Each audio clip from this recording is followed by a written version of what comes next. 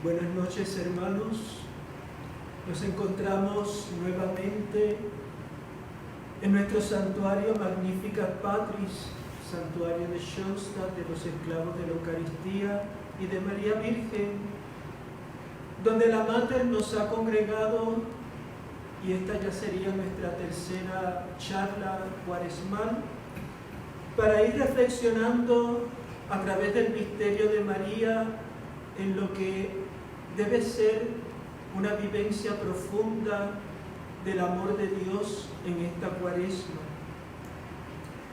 Vamos antes que nada a colocarnos en la presencia de Dios y de su Santísima Madre, y vamos a implorar la luz del Espíritu Santo para que en esta noche ustedes y nosotros seamos llenados de esa unción espiritual, que el Espíritu derrame sus dones, sus carismas, sus gracias, y que Él despierte una viva fe en el corazón de todos nosotros. Nos volvemos hacia el cuadro de gracias, a nuestro altar, donde está el signo del Espíritu Santo, y decimos: ven Espíritu Santo, llena los corazones de tus fieles, enciende en ellos el fuego de tu amor, envía tu Espíritu y todo será creado, y renovarás la faz de la tierra. Oh Dios, que has instruido los corazones de tus hijos con la luz del Espíritu Santo, haz que guiados por este mismo Espíritu saboreemos la dulzura del bien y gocemos siempre de sus divinos consuelos, por Jesucristo nuestro Señor. Dios te salve María, llena eres de gracia, el Señor es contigo, bendita tú eres entre todas las mujeres, y bendito es el fruto de tu vientre Jesús. Santa María, Madre de Dios, ruega por nosotros pecadores, ahora y en la hora de nuestra muerte. Amén. Gloria al Padre, y al Hijo, y al Espíritu Santo, como era en el principio, ahora y siempre, por los siglos de los siglos. Amén. Y como todas las noches, siempre comenzamos con la proclamación de la palabra de Dios. Recordemos que sin la palabra de Dios no podemos caminar. Ella es la luz que guía nuestros pasos. Del Evangelio según San Mateo. En aquel tiempo dijo Jesús: mirad que yo os envío como ovejas en medio de lobos. Sed pues prudentes como serpientes y sencillos como palomas. Guardaos de los hombres, porque os entregarán a los tribunales, y por mi causa seréis llevados ante gobernadores y reyes, para que deis testimonio ante ellos y ante los gentiles.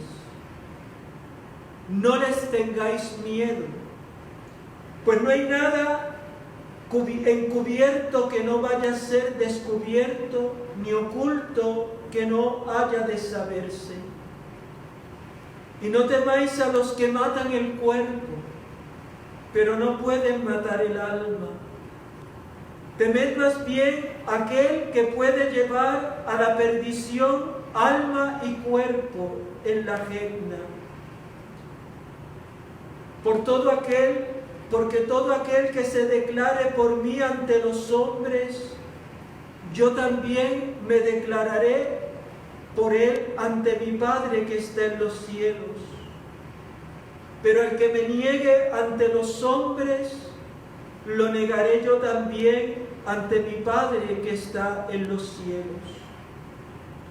No penséis que he venido a traer la paz a la tierra. No he venido a traer la paz, sino la espada. Sí, he venido a enfrentar al hombre, y enemigos de cada cual serán los que conviven con él. Y esto, hermanos, es palabra del Señor. Los que quieran buscar el texto, lo podemos encontrar en el Evangelio de San Mateo, capítulo 10, versículos 16 y siguientes. Y bien, hermanos, ustedes se preguntarán, bueno, ¿por qué el Padre Luis en esta noche arranca con este texto tan fuerte?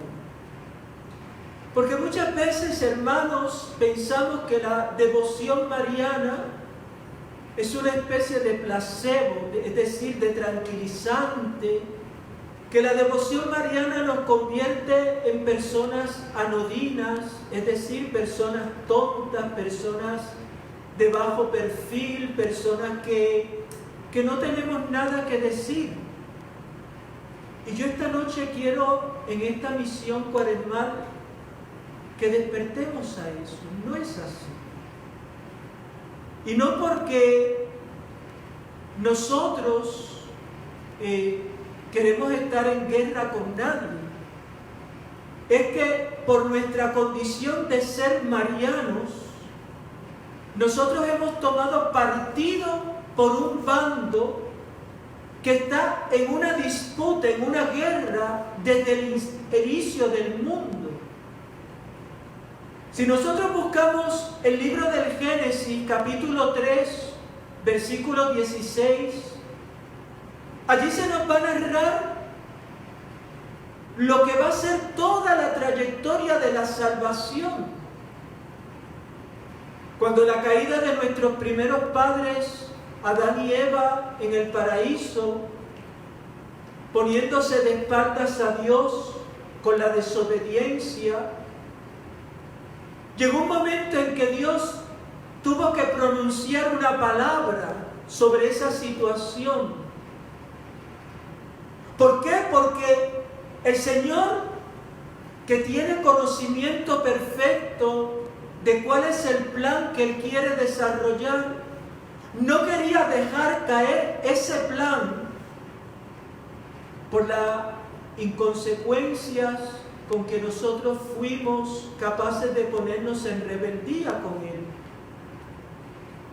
Y en ese texto, la palabra de autoridad del Señor es esta: pondré enemistad entre ti, hablando a la serpiente, y la mujer, entre tu descendencia y la suya. Por lo tanto, nuestro marianismo, el marianismo de la Iglesia, el amor a María, de alguna manera nos pone, como nos proclama Jesús en el Evangelio, en un bando que está en una guerra a muerte contra un enemigo que tiene una descendencia que se prolonga también en el tiempo, como se prolonga también en el tiempo la descendencia de la mujer, la descendencia de Dios. Y esto entonces nos hace entender que estamos en una batalla espiritual. Piensen que cuando comenzamos la Cuaresma, el primer evangelio que se nos pone a meditar en el primer domingo de Cuaresma es precisamente una batalla entre esos dos enemigos. Y vemos a Satanás enfrentarse a la descendencia de la mujer, a Cristo. Él es la descendencia por excelencia de la mujer. Por eso es que Jesús, cuando se dirige a María, le dice constantemente mujer.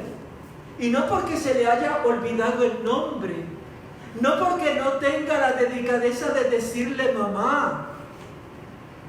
No es eso, hermanos. Es que Jesús tiene en María una colaboradora permanente en su obra de salvación. Pero ella entra a esa colaboración con un rol muy definido ya en la Sagrada Escritura. Ella es la, con mayúscula, mujer, la antítesis de Eva. Ella es la nueva Eva, como Cristo es el nuevo Adán. Y ella es la Eva que trae al fruto bendito de ese vientre que es Jesús. Por lo tanto, estamos en una batalla espiritual. Y el que no quiere entenderlo así va a sufrir mucho. Porque entonces va a pensar que es que Dios te ha abandonado, que tú, la Virgen, no te hace caso. No, hijo, no es eso. Ni Dios te ha abandonado, ni la Virgen no te hace caso. No es eso.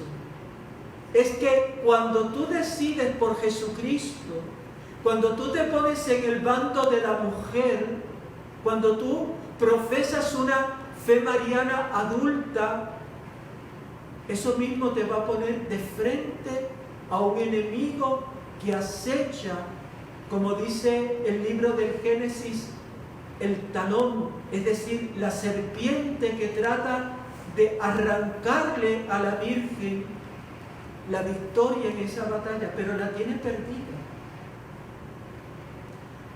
Fíjense que ayer hablábamos de ser un jardín de María. Y la Santísima Virgen se venera y hay una profunda devoción en el pueblo cristiano a la advocación del Carmen. Y hablábamos del Carmelo como el jardín de Dios. Pero en ese Carmelo, en ese jardín de Dios también se dan batallas.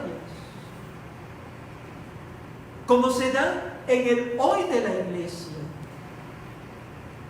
Como se dan en el hoy de la iglesia. ¿Y cuál es esa batalla?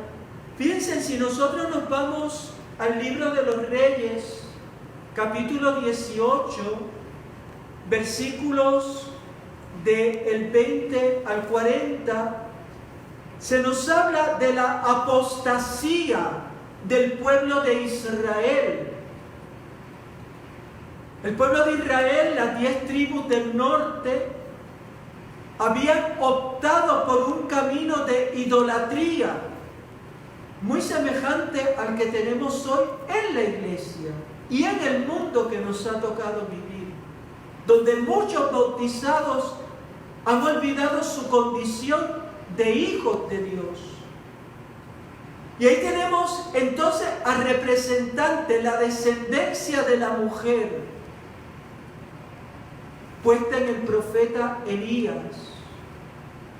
Y como Elías, que es el único profeta que queda acreditado por Dios en medio de ese pueblo apóstata, se va a encontrar que se tiene que enfrentar a 450 profetas del ídolo, de Baal. Hoy podríamos hablar de la Pachamama, hoy podríamos hablar de todos esos espiritistas y cosas, el dinero, todo lo que lleva a la gente a la idolatría.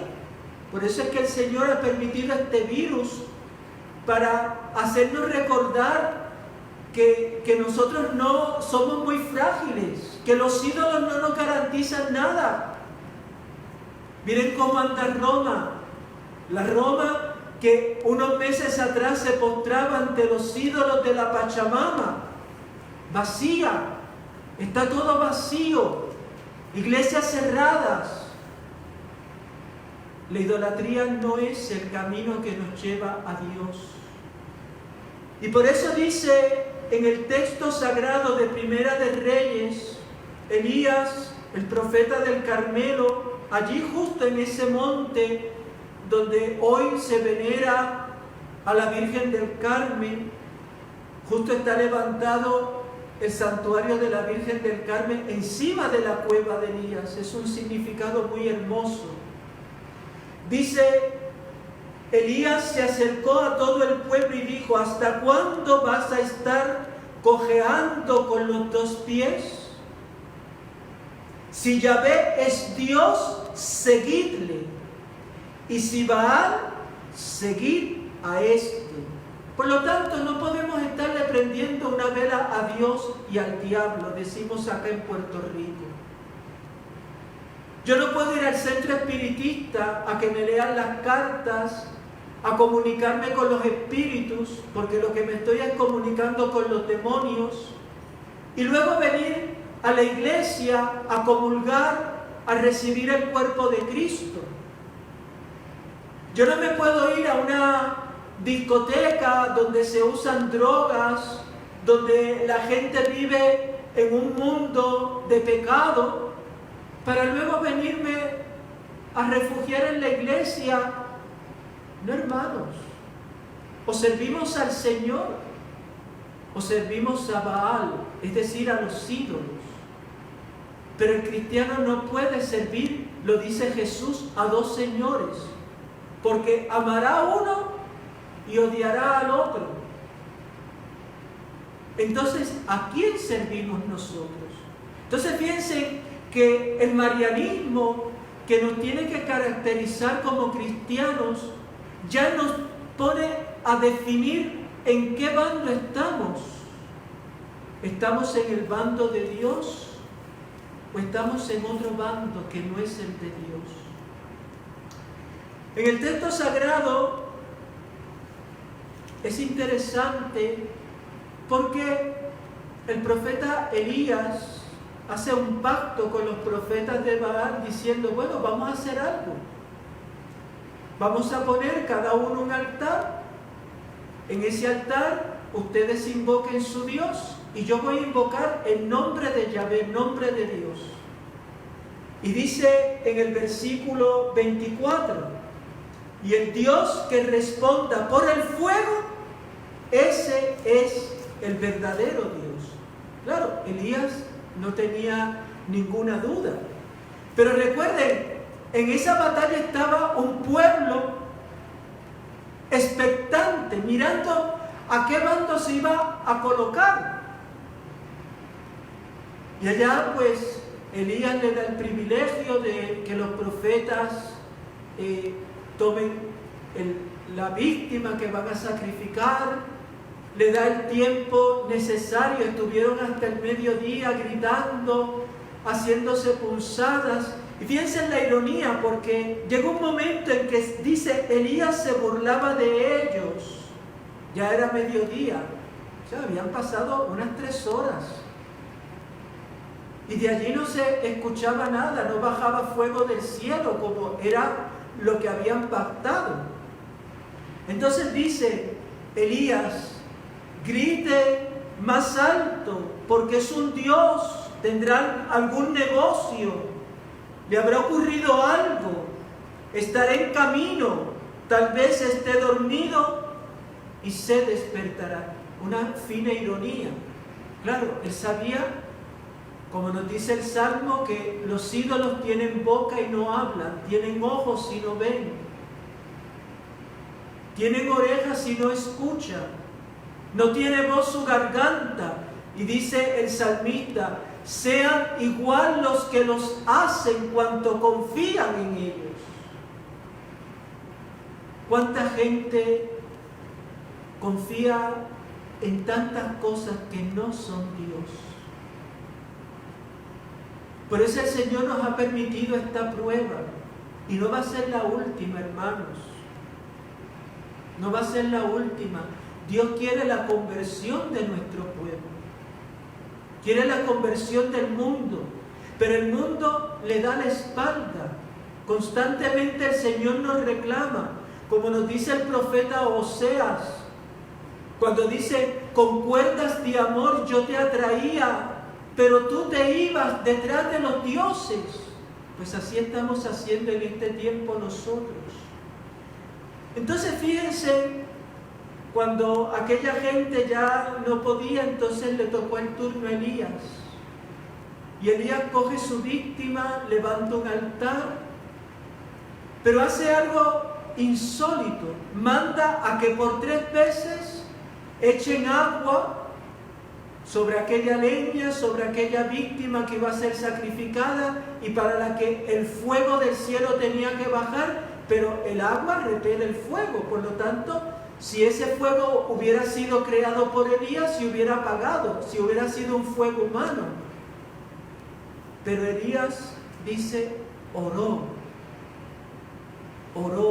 ¿Y cuál fue la oración de Elías? Yahvé, respóndeme y que todo este pueblo sepa que tú, Yahvé, eres Dios que convierte sus corazones. Y añade el texto sagrado en el versículo 38. Cayó el fuego de Yahvé que devoró el holocausto y la leña y lamió el agua de las zanjas. Y todo el pueblo vio y cayeron rostro en tierra diciendo: Yahvé es Dios. Amados hermanos, estamos en un tiempo en que tenemos que caer de rodillas, rostro en tierra, humillarnos en la presencia de Dios. Hemos pecado, como dice el hijo pródigo: he pecado contra el cielo y contra ti, ya no merezco llamarme hijo tuyo, volveré junto a mi Padre. ¿Por qué el Señor nos azota de esta manera tan fuerte? Podría alguna gente pensar: tan cruel, se está muriendo tanta gente.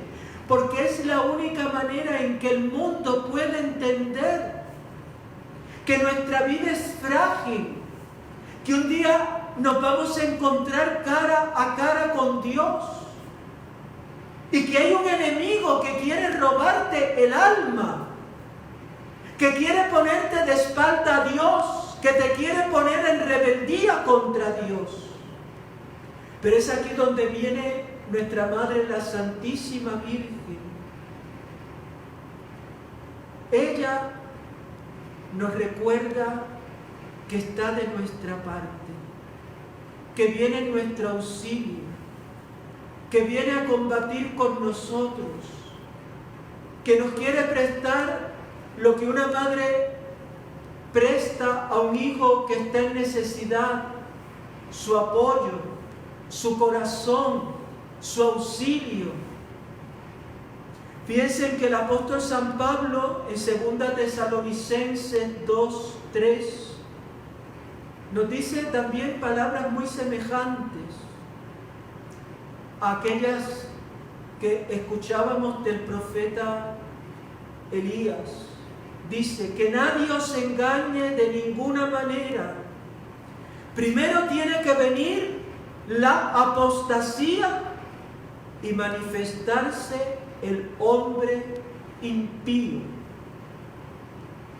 Por lo tanto, hermanos, la Santísima Virgen lo primero que nos da es la capacidad de nosotros desarrollar la lectura de los signos de los tiempos. Si nosotros vamos a todas las apariciones marianas, incluido, aunque Schoenstatt no es una aparición mariana tradicional como se conoce en Fátima o en Lourdes o en Nazaret, pero sí sabemos que en Schoenstatt ha habido una intervención de la Santísima Virgen. Eso es un tema aparte, pero quiero para que veamos la concordancia de cómo María enseña, como enseñó a un padre Kentenich, a un padre Aníbal, como enseñó a un San Juan Bosco, como enseñó a una Santa Bernadette, como enseñó a Lucía, Jacinta y Francisco de Fátima, como ha enseñado siempre a leer los signos de los tiempos a una Santa Catalina de Labouré, la de la medalla milagrosa. Cómo la Santísima Virgen nos enseña entonces a escrutar los tiempos, porque en cada tiempo está manifestándose algún mensaje de Dios. Y a veces los mensajes de Dios son de consolación, son de edificación, pero también son de advertencia. Ya San Pablo, usando ese don de profecía, nos advertía: pero esto ya es palabra de Dios. Esto no podemos decir: pero eso es una revelación privada. No, esta es la revelación pública y oficial. Va a venir la apostasía y se va a manifestar el hombre impío. ¿Quién es? No lo sé. Pero los signos de la apostasía los estamos viendo. Los estamos viendo. Son constantes. Vemos las masas irse de la iglesia. Vemos a los medios de comunicación cómo se denigra la fe cristiana, la fe católica, de manera especialísima. Vemos cómo hay una persecución sistemática que responde a intereses de poderes ocultos, pero presentes en este mundo, porque el príncipe de este mundo es el diablo, y esa es la descendencia de que nos habla el libro del Génesis. Pero no solo el libro del Génesis. Si nosotros vamos al final de la Biblia, el Génesis es el primer libro, entonces vamos al último. Y podemos decir, bueno, hay un gran paréntesis ahí.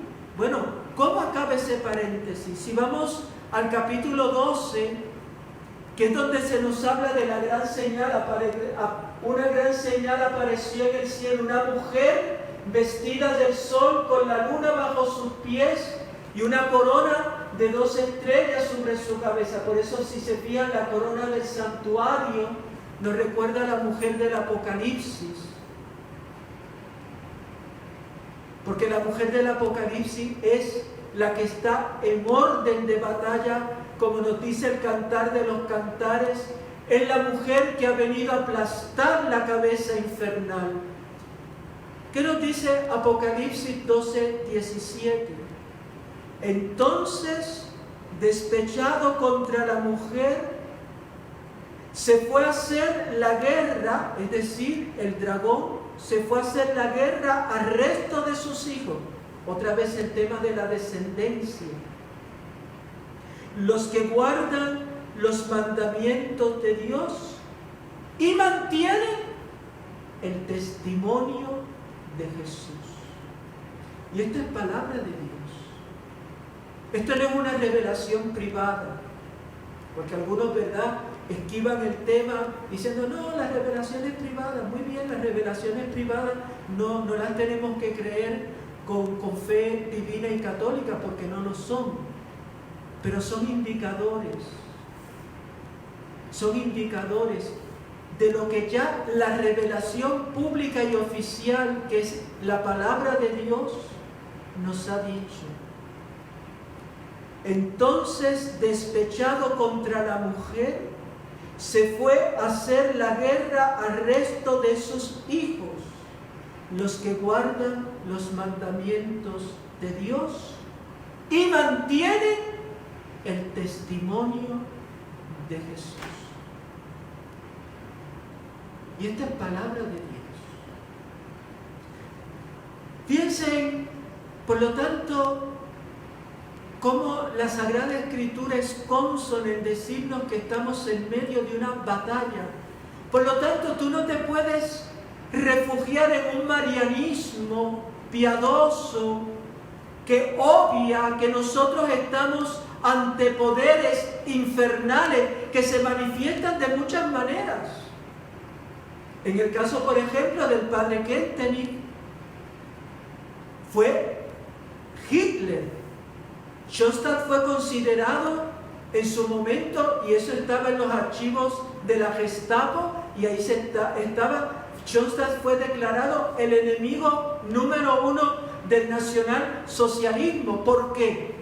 Porque el padre Kentenich, en su pedagogía mariana, educaba para nosotros ser críticos, que podríamos decir, para nosotros saber leer los signos de los tiempos, que no nos chupáramos el dedo cuando Hitler prometía una nueva humanidad, una nueva raza, a todo eso. Y le costó al padre Kentenich 3 años y medio en un campo de concentración.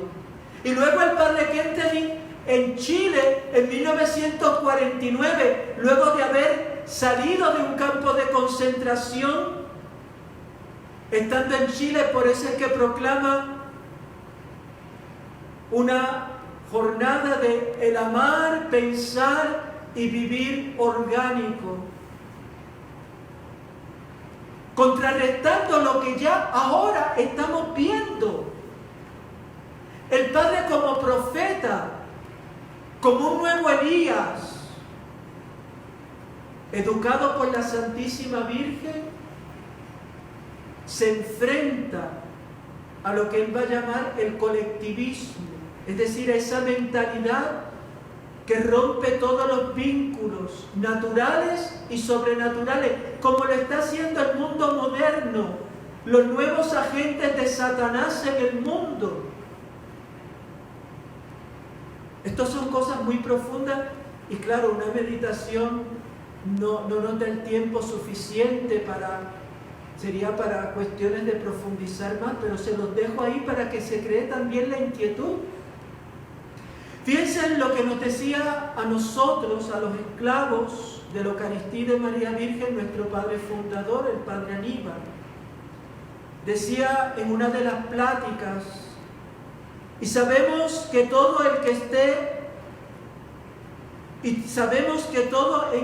que en este momento busca a la Virgen será perseguido. Todo el que en este momento se entregue a la Virgen será burlado. Todo el que en este momento ame fuertemente a la Santísima Virgen será rechazado incluso en los círculos eclesiásticos. Ayer leí con asombro a un cardenal de los recién creados, de los hace poco creados por el Santo Padre, decir que él no cree en milagros.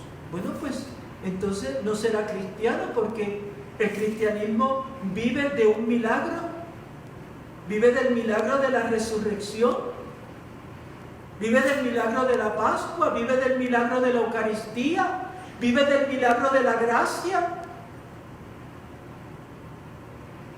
Pero así andamos. Por eso el Padre Aníbal, estas son palabras de 1982, ya nos dice que incluso aún dentro de la iglesia seremos burlados, no encontraremos eco, nuestra vida no encontrará un aplauso para la mayoría del clero y mucho menos para la mayoría de las religiosas. Pero las palabras del Apocalipsis 12:17 como que han sido dichas para nosotros. Y son las palabras que acabo de citar. Entonces, despechado contra la mujer, Satanás se fue a hacer la guerra al resto de sus hijos. Es decir, que también para nosotros habrá una guerra. También para nosotros habrá una persecución. También para nosotros habrá un rechazo. Pero no importa. Los discípulos no pueden ser más que el maestro. El esclavo no puede ser más que su Señor. Jesús fue a la cruz y María al Calvario. Por eso nosotros, firmes en nuestro marianismo, todo se lo debemos a la Virgen, todo se lo debemos a ella. Sigue el Padre, pero lo dejo ahí. Él nos advierte también que estamos en ese momento de lucha espiritual, de combate espiritual. Y alguno podría decir, bueno, Padre, esto es algo subjetivo, el Padre que era demasiado piadoso. No, hermanos, esto no es que el Padre fuera muy piadoso, muy mariano, o lo fuera el Padre Kentenny, o lo fuera San Juan Bosco, o lo fuera Santa Bernadette, o los niños de Fátima. No, hermanos, no se trata de eso. Esa es la excusa que ponen muchos que no quieren enfrentarse a la realidad. Y por eso viven ese cristianismo así, frío, mediocre, que se acomoda a cualquier moda que venga por ahí, le da cualquier catarro. Basta que alguien que por ahí digan que es interesante y ya nos pegamos a eso. Pero fíjense lo que nos dice el apóstol San Judas en su carta, en los versículos 17 y 19. Dice el apóstol San Judas Tadeo: en cambio vosotros, queridos, acordaos de las predicciones de los apóstoles de nuestro Señor. Por lo tanto, vamos a dejar acá Fátima, Lourdes, por aquellos que piensan que estoy contaminando la predicación. No, hermano. Ya dice el apóstol Judas, San Judas: acordaos de las predicciones de los apóstoles de nuestro Señor Jesucristo. Ellos decían, ¿qué decían los apóstoles? ¿Qué es lo que escribe San Judas en su carta? Al fin de los tiempos aparecerán hombres sarcásticos que vivirán según sus pasiones impías. Estos son los que crean divisiones, viven una vida solo natural sin tener el Espíritu. Y también eso lo tenemos dentro de la iglesia. Por ejemplo, hace meses atrás, este año, el general de los padres jesuitas hizo unas afirmaciones de que, bueno, la Biblia hay que entenderla, ¿verdad? Eso del adulterio, eso del matrimonio, porque nadie tenía allí grabadoras que pudieran recoger las palabras de Jesús. Miren, lo que está diciendo ese sacerdote es que lo que está registrado en el Evangelio no es palabra del Señor, por lo tanto es algo relativo. Ese es el relativismo que ya el Papa emérito Benedicto XVI señalaba como la gran crisis a la que tenía que enfrentarse la Iglesia. Y eso lo vemos hoy de una manera tan presente en los momentos que vivimos. Por eso San Pablo, en la carta a los Corintios, en la primera carta a los Corintios, nos va a hablar de dos tipos de cristianos. Dice que hay un cristiano que él llama hombre psíquico. Psíquico es la palabra original en griego. ¿Qué es psíquico? Psíquico es el hombre abandonado exclusivamente a los recursos de su naturaleza, a sus luces, desprovisto de la fe, desprovisto de los dones del Espíritu Santo. Simplemente el hombre que se guía por lo natural, lo que nos había dicho el apóstol San Judas. Vive una vida solo natural sin tener el Espíritu. Y si vamos a 1 Corintios 2, 14, 16, para que ustedes vean que yo no digo mentiras, dice San Pablo: el hombre psíquico, el hombre naturalmente no capta las cosas del Espíritu de Dios, son necedad para él. Para este tipo de personas el ayuno, llevar una cuaresma centrados en la oración, suena a chino, se ríen, por poner esa, como hay otras muchas cosas. Y dice, y no las puede conocer, pues solo espiritualmente pueden ser juzgadas. Y aquí es donde viene el apóstol Pablo y tira la raya. Pero nosotros tenemos la mente de Cristo. Eso es lo que nos regala nuestro amor a María. Tener la mente de Cristo. Como vemos en nuestro Padre Aníbal, como vemos en un Padre Kentenich, como vemos en un San Juan Bosco, como vemos en una Santa Catalina de Labouré. Nosotros no hemos recibido el espíritu del mundo. Hemos dicho, bueno, no lo digo yo, lo dice Jesús, el príncipe de este mundo, que es el demonio. Por lo tanto, el espíritu del mundo es el espíritu del demonio. Nosotros no hemos recibido ese espíritu, sino el espíritu que viene de Dios, para conocer las gracias que Dios nos ha otorgado, de las cuales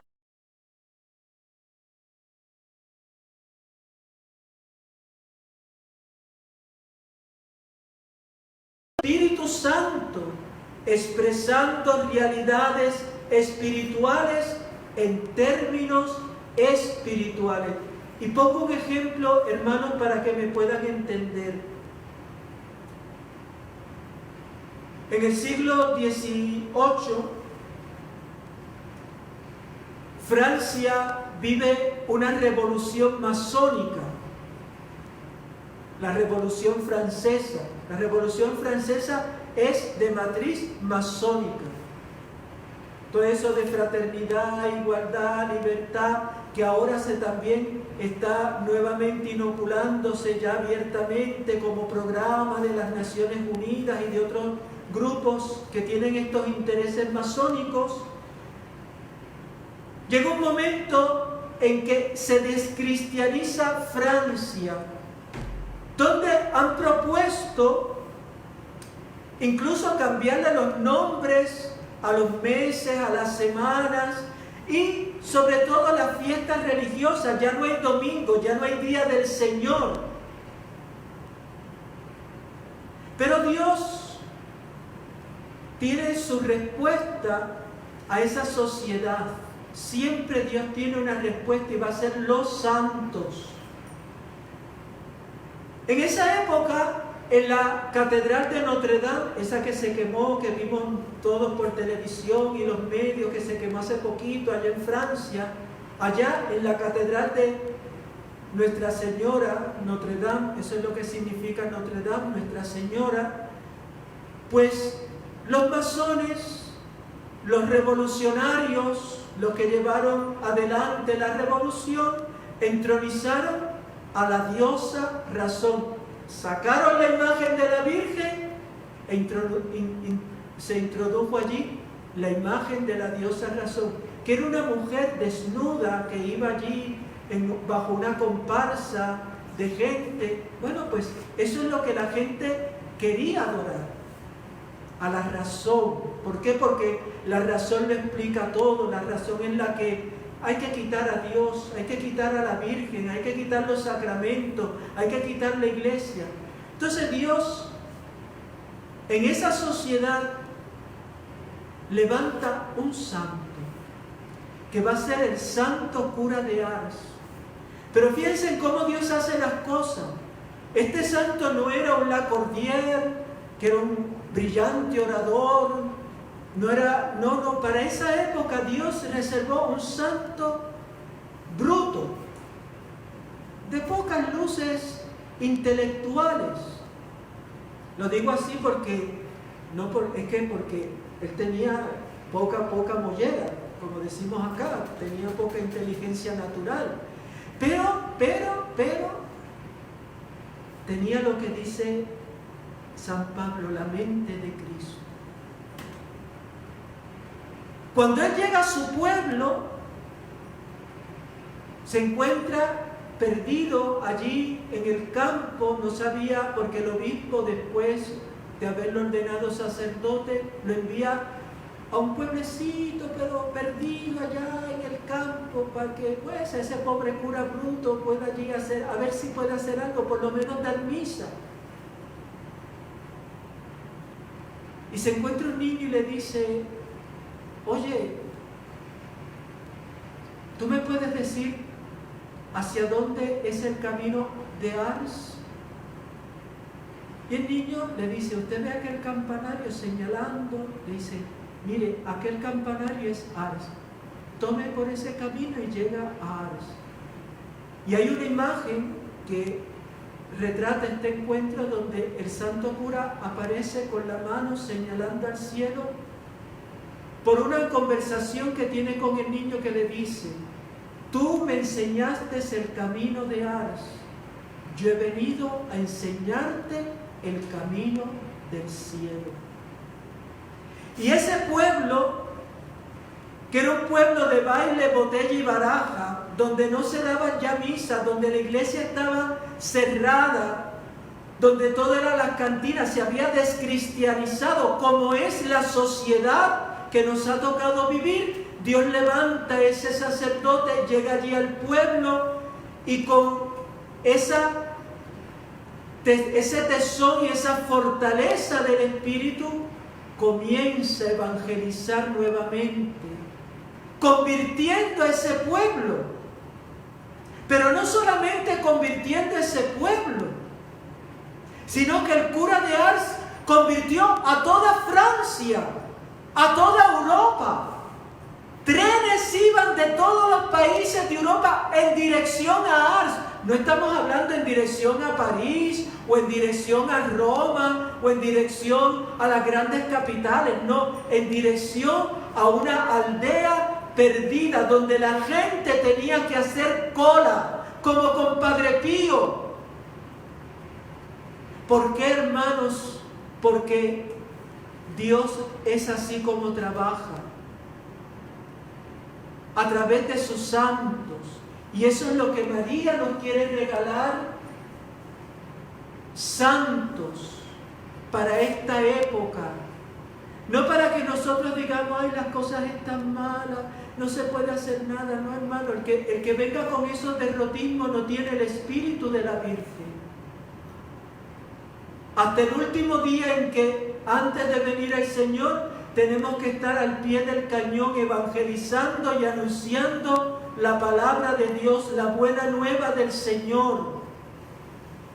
Y aún en la iglesia que nos ha tocado vivir, donde vemos la desbandada en el orden de la fe y de la moral, son los santos levantados por María los que van a hacer posible que la iglesia nuevamente vuelva a ser luz y sal de la tierra, como nos dice Jesús. Y el Señor nos ha dicho que antes pasarán el cielo y la tierra que mis palabras dejen de cumplirse. Por lo tanto, nunca nos va a faltar esa asistencia del Espíritu Santo que el Señor ha prometido a su iglesia.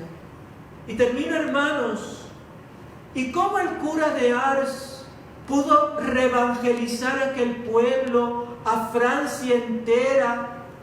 ¿Cómo el cura de Ars pudo nuevamente hacerle frente a todas aquellas corrientes masónicas? No fue, como dice la cancioncita, ni con espadas, ni con ejército, sino con el Espíritu Santo, que obraba con sabiduría, derramando sabiduría en aquel pobre sacerdote. Les invito a que busquen las homilías sapientísimas del cura de Ars. Dejaba confundido a todo el mundo, hasta sus compañeros sacerdotes, que se llenaban de envidia, porque la gente donde iba a confesarse era con el cura de Ars y no con ellos. ¿Cómo lograba esto el santo? Con ese profundo amor a la Virgen, con el profundo amor a la Eucaristía, pero también durante las noches peleando cara a cara con el demonio. No lo digo yo, eso es su biografía, eso está ahí testificado por los que compartieron en aquel momento. ¿Cómo le pasaba? Pues a San Pío de Pietrelcina y tantos santos. Las almas cuestan, las almas duelen, decía Santa Teresa de Calcuta.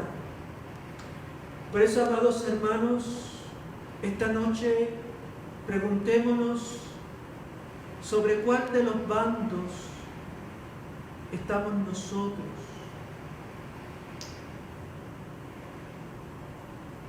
Y quiero terminar con esta frase en esta noche de nuestro Padre Aníbal. Dice nuestro Padre Aníbal: debe quedar bien claro para nosotros que realmente el ser y el hacer se lo debemos a la Santísima Virgen. De ahí brota nuestro fuerte marianismo. Y entonces el Padre va a rezar una oración de Schoenstatt.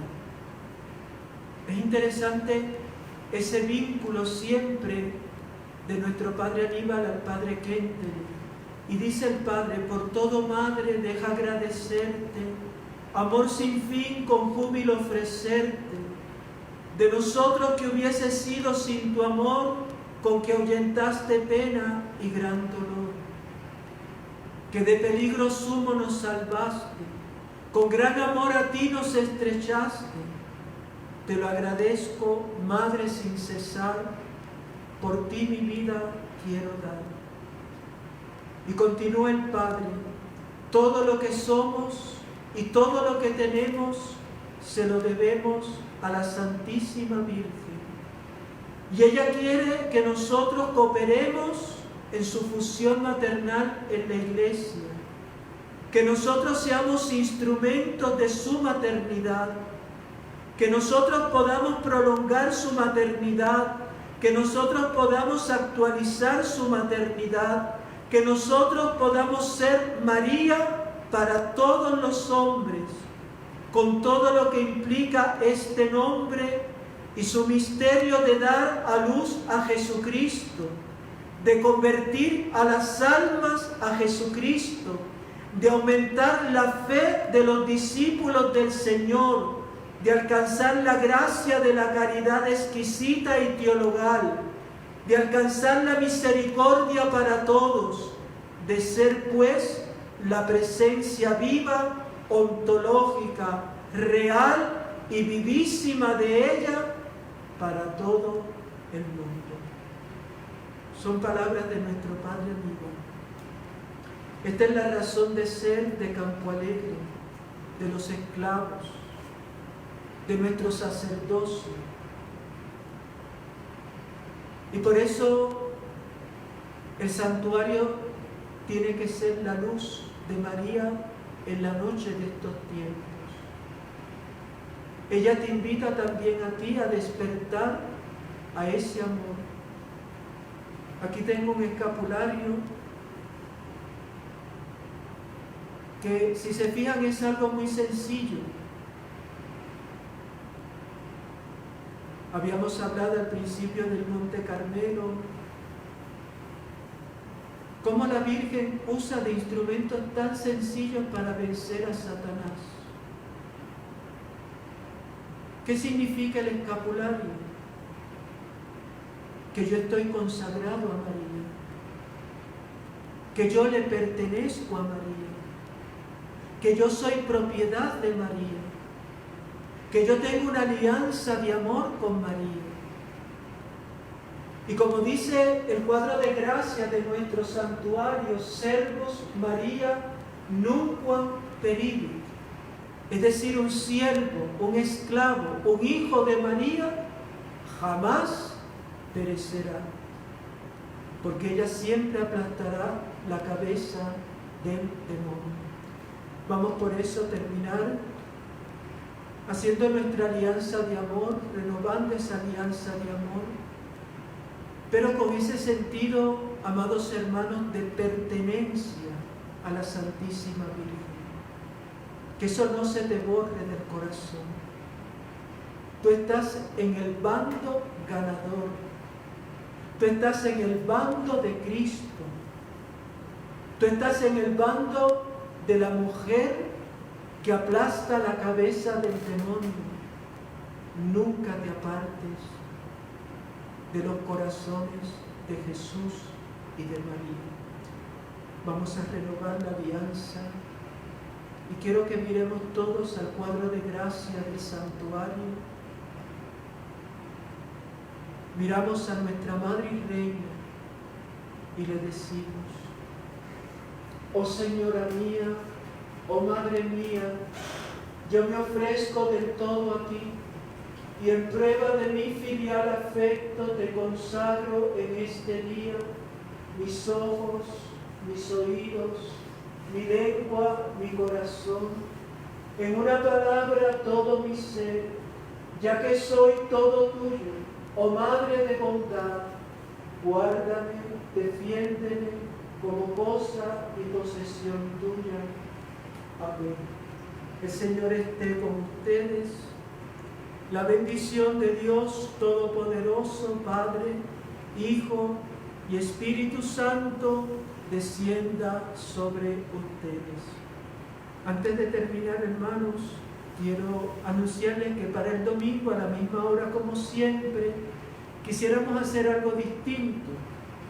Es tener como un coloquio donde ustedes ya desde ahora pueden escribir preguntas y estaremos contestando esas preguntas.